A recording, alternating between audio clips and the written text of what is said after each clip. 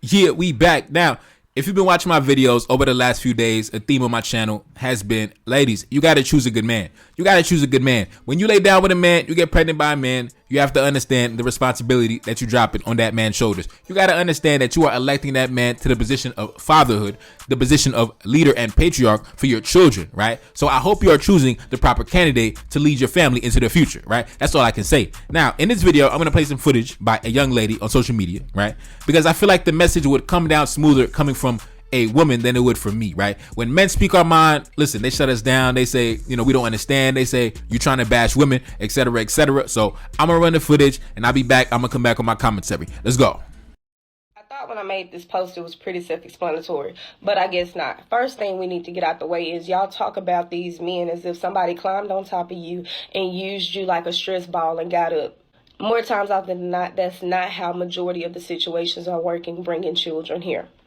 Secondly, over 40 years, there have been a plethora of women who have been through this already. They went through it, so you would not have to go through it. There have been a plethora of women who have called out character flaws, so I find it kind of disingenuous for anybody to be insulted by me saying, you should have better discernment, but you know how to discern jealous friends. You know how to discern when a man lying. You know how to discern when a man cheating. You know how to discern all of these other negative attributes. But for some reason, there are a plethora of excuses and victimhood when it comes to the part that women play in a consenting situation.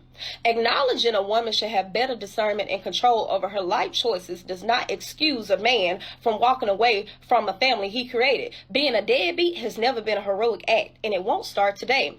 Funny how we can acknowledge narcissism, manipulation, gaslighting, and a plethora of these other things that therapists should be diagnosing. However, when it comes to discerning a man's character, to say he's not a good fit for me or a child I should bear seems to be a lag in communication. There have been too many women who went through it, so you don't have to keep repeating the same thing, and studies show it. Yeah, we back. Now, it's not the first time that I've actually responded to a piece of content from this young lady, and but I like what she's doing on social media. I like what she's doing now. Listen, you gotta watch them. You gotta watch these chicks, man, because hey, you never know if it's just a grift. You never know if it's just a hustle. You never really know, man. You got to watch them at a distance, man, because they might say one thing, but you got to watch their actions. But in terms of what she said, I'll say this. I admire her self-reflection and her accountability. Now, because accountability is so rare in this social climate nowadays, that's why I'm very skeptical. When you see a woman sitting back being accountable, you got to be like, man, what she got up her sleeve, man? She dropped something in my drink, man. You never really know, man. You never really know because we're so used to the opposite. But a lot of this knowledge, a lot of this information is supposed to be passed down through the generations, right? What we have now is a lot of young women who don't have any mentors, right? The women that are supposed to be their mentors, they are now their competitors, right? Whereas black men, right? Me, I could always go to the elders. I'm in my late 20s. I could always go to the elders that's in their 40s, in their 50s, even in their 60s and older. And they could really sit me down, give me information, really give me game, give me what they learned, give me some information that they've learned along their travels of life, right? I don't really see black women have that same type of thing, right? Because what you have now in this social climate, you would have a young black woman who's 21, 22, right? And then you have another black woman who's like 39, 40, 41, and they both competing for the same group of men. They're both competing. That's why I said they don't really have elders. They don't really have people they could go to for counsel, for advice, because they're in the same boat. They're competing for the same group of men, right? That 39, 40, 41-year-old, she wants the dude who's, in his 30s, in his 40s, having it his way, having money, having a nice car, having a nice apartment. And guess what? That young 21-year-old, yeah, she gonna deal with that dude too. Yeah, because that dude at that age, he could deal with the chick all the way from 21 all the way to 51.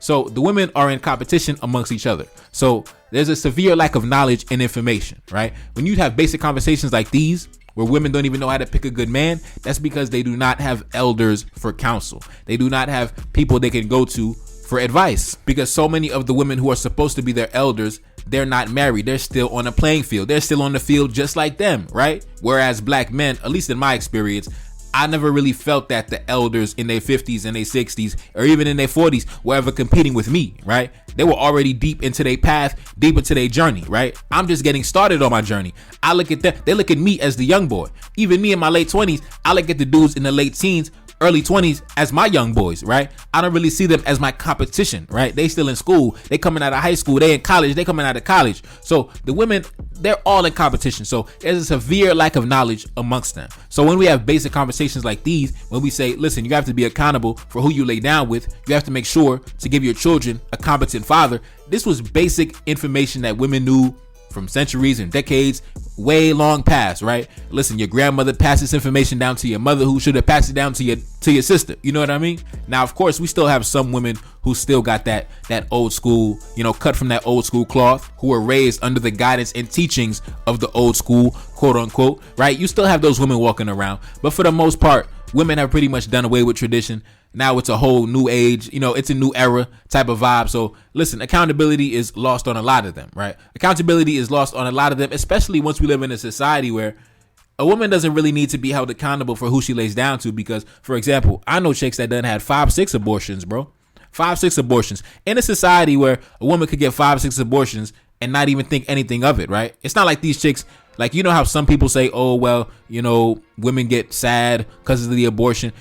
I know women who done had multiple abortions. They don't feel nothing, bro. They don't feel no sadness. They don't feel no depression. Like, it is what it is. You know how many abortions are performed every day, every year? So at the end of the day, they don't really have to be held accountable for who they lay down with, because listen, we have mechanisms in place to bail them out of jail, right? So you have to understand the reality of where we live in. If you drop them in a different environment, like I always say, women are products of their environment. They respond to the environment. If you drop them in an environment where that get out of jail free card is not so readily available, or the culture doesn't readily accept it, then you'll see that they use more discernment. You'll see that they'll use more caution. You'll see in a different culture, in a different way of doing things, you'll see that they don't want to bring shame to the family. You'll notice in different regions of the world, women operate differently based on the environment, right? So I understand that. That's why I don't really go too hard on the women, because I understand they're simply responding to the environment around them. The environment is chaotic. The environment promotes dysfunction. So they respond in a dysfunctional, chaotic manner, right? If you put them in an environment that promotes structure, order, a certain way of doing things, they will fall right in line, and you'll see they'll become the most structured, ordered, most using discernment type of women that you'll ever see, bro. I'm telling you, bro, you'd be surprised. Drop her in any environment, she'll adapt. Drop her in a dysfunctional environment where everything is encouraged, there's no limits on anything, she's gonna fall headfirst into it. Drop her into an environment that promotes structure, order, discipline, she's gonna be structured, ordered, and disciplined. I guarantee, bro. Women have that magical ability to where you could drop them in any environment, any location, and I guarantee they're gonna adapt.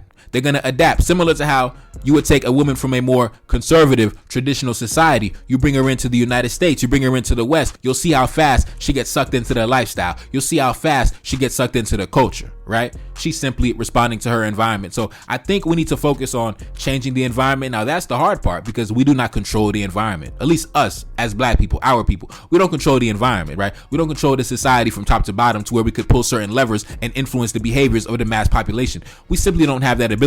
Now, you can move and relocate to a location that is more compatible with you, where the women are more tailored to your interests and your taste. But in terms of curating the environment to what we want it to be, we can't do that in the United States. Impossible. The only thing you can do is simply adapt to what's going on and hope for the best, man. But what I did like in the video is the fact that she mentioned women's intuition, right? So naturally, women got that instinct already. So it's not like they don't have discernment. In my opinion, the society does not encourage them to have discernment. In fact, the society will bail them out in case they lack discernment. I also like how she did not let the deadbeats sneak out the back door and escape their responsibilities, right? As you know, the past few days, I've dropped a few videos regarding Dr. Umar Johnson. I don't have a problem with Dr. Umar Johnson, but in my opinion, the doctrine that he was promoting, it kind of left a bad taste in my mouth, because it seemed like he was allowing the deadbeats off the hook. He was allowing the deadbeat dads to escape out the back door and not tend to their responsibilities by saying that other black men should clean up after the mess that they made. So I like the fact that she did not let the deadbeats off the hook. She said, listen,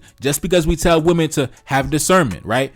Use proper judgment, be intelligent, be calculated in all your dealings, that does not mean that we are going to give a pass to deadbeat dudes that's going around creating broken homes from here to here, all over town, from state to state. Listen, at the end of the day, women, yes, use discernment, but brothers, at the end of the day, Assume your responsibilities. Don't pass the buck to another man and expect him to clean the mess that you made, bro. Come on, man. That's like we sitting at the dinner table. You knock over the juice, you knock over the wine, you knock over the liquor, and you expect other men to come clean up after your mess while you go dance on the dance floor and have a good time all night long. Hell nah, bro. Hell nah. So everybody, yes, brothers, assume your duties as men. Women, use discernment and proper judgment, and make sure the man that you choose to be the father of your children, make sure that he is the proper candidate to lead you into the future. Make sure that you can see yourself raising a child with this man, maintaining a home with this man. If you can't see yourself going the distance with this guy for the next 20, 30 years, bro, don't even lay down with that dude, man. Don't even lay down with him. It ain't even worth it, man. It ain't even worth it. It ain't even worth it. And for the brothers, if you can't see yourself going the distance with this chick, if you don't think that she has the qualities necessary to raise your children, God forbid something happens to you. Men are usually the ones to pass away first. God forbid you get into a car accident or a medical emergency and you pass away before her. Make sure that the woman that you choose to be the mother of your children can grab the baton, can carry the torch to the finish line and finish what you have started, to finish building what you created. Listen, bro, seriously, we all have to use discernment, but especially the women, especially considering your life is the one that's in danger on the operating table when you deliver the baby. So make sure that the man that you're delivering a baby by, make sure that he's worth a damn. Make sure that he's worth something. Make sure that he can provide something for your children and your family. Make sure that he won't leave you stranded. Make sure that he's a man of principle and integrity. This can't be so hard to ask. Hey, y'all say I got the women's intuition, and all I'm asking is to put it to good use. But anyways, man, it's your boy Neferkari, that's Salim, back in the Billy. Yes, indeed. Like, share, subscribe, Cash App in the description. And I'm gone. Peace. Reincarnated, I'm back in original fashion. I left on a horse and came back in the ass, and I left with abundance and came back to famine. We used to be pyramids, now we be rapping. Look how the mighty have fallen. Used to be running, now we be walking. When you be cooning, that's when they applauded. Selling your soul, your sons and your daughter. Gotta come up in this shit, they stuck in the mix. Really, my heart it be breaking. That's why I'm stacking that paper and handle my business. Pass it down in generation. Talking about money and power and building a nation. That's a deadly combination. Never be watching the TV, they pushing agendas, falsifying information. Know they got malice intentions. Step in the room and I'm feeling the tension. Enemy watching me, blocking my vision. Get for the check cause I need my redemption. Building my kingdom, I need it protected. Ready for war like a young Money Congo. Never decided the team is the motto. Up in the crib and I'm whipping up waffles. Up in the crib and I'm smoking gelato. I'm chilling, I'm taking my pain and make it ambition. I'm blessed by the gods, but I ain't religious. I came for the power, they came for the bitch. They making no hourly wage. I got business, this shit is an art, and they could never be taught. Selling my soul, I can never be bought. Play with my money, I see you in court. Run to the check and I do it for sport. Babylon falling, I go to the source. Packing my luggage and go overseas. Shorty be with me and she so elite. Shorty be chocolate, I'm calling her Hershey. Secret intelligence probably gon' murk me. Don't fuck with friends, cause nigga I'm Haitian. Say the wrong shit and you're smacking their faces.